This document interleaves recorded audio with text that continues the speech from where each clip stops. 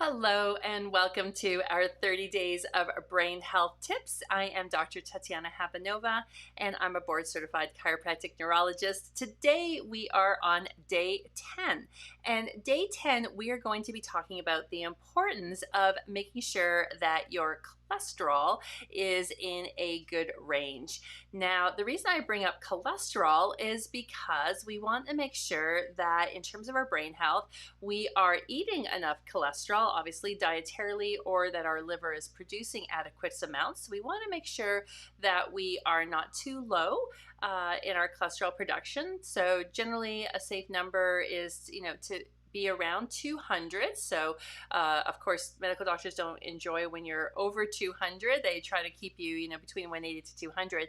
But also, we got to be careful that we're not too low either, because generally, in the lower ranges, and maybe anything below 150 or 140, always talk with your physician about these types of things when it comes to you and your blood work, of course. I'm just speaking in general.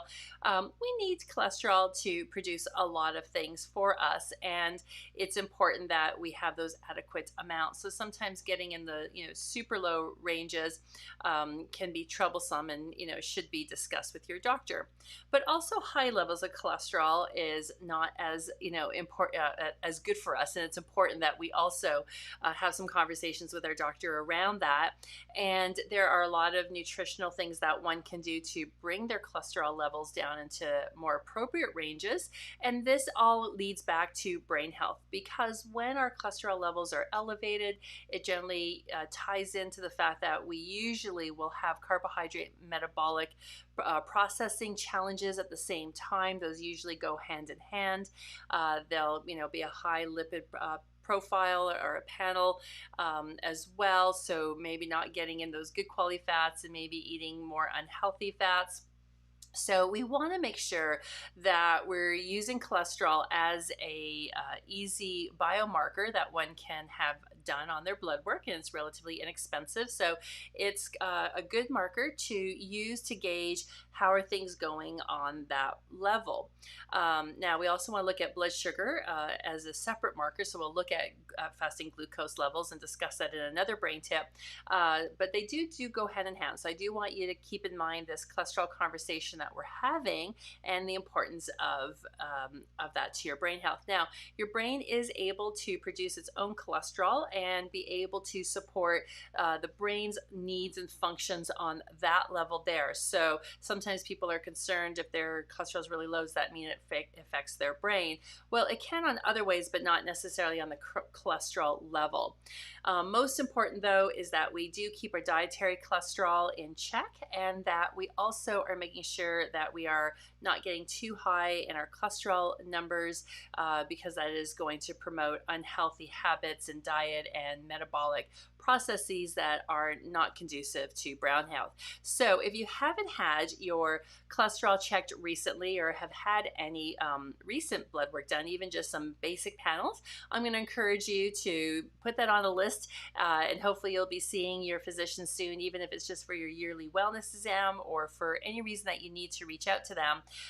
Good idea to have that ran and discuss with them that you're looking at your brain health and you want to look at some of these biomarkers and get their intake on where you're at with that.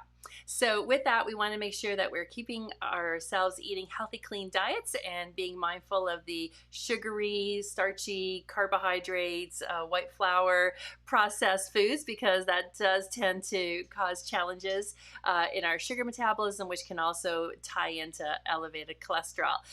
So definitely dietary things that you can do to keep your cholesterol in good levels.